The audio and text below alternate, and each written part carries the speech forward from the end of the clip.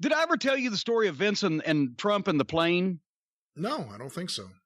I was not there for this, but I heard this from a source not named Pritchard that was on. Remember when, well, you don't remember because you weren't there, but you remember reading about when they first went in the 2000s. They went public, they had all the money, and they started flying around a charter plane. And because when I was with Vince, me and Vince, JR, and Bruce, we flew commercial with everybody else.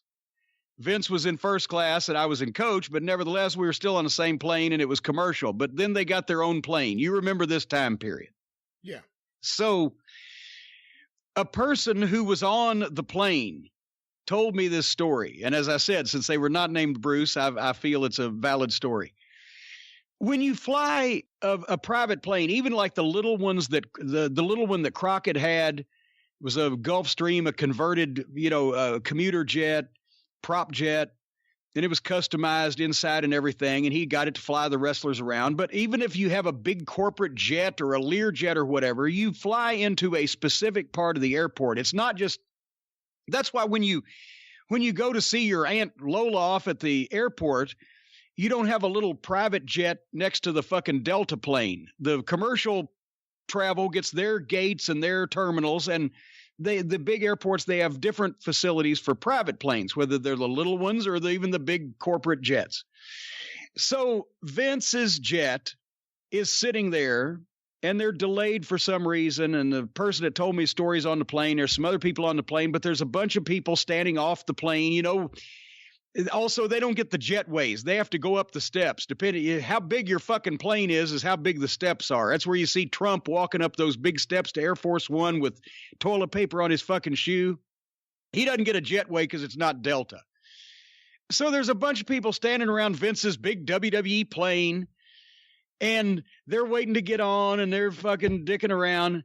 And all of a sudden, they look out the window, and guess who the plane on the other side of them is?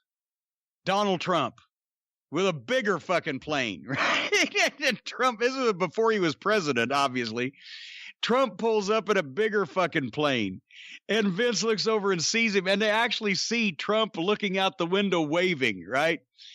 And I can't remember the exact method of communication when I heard the story, but it's not like they could roll down the window and yell at each other like two teenage kids side by side in hot rods.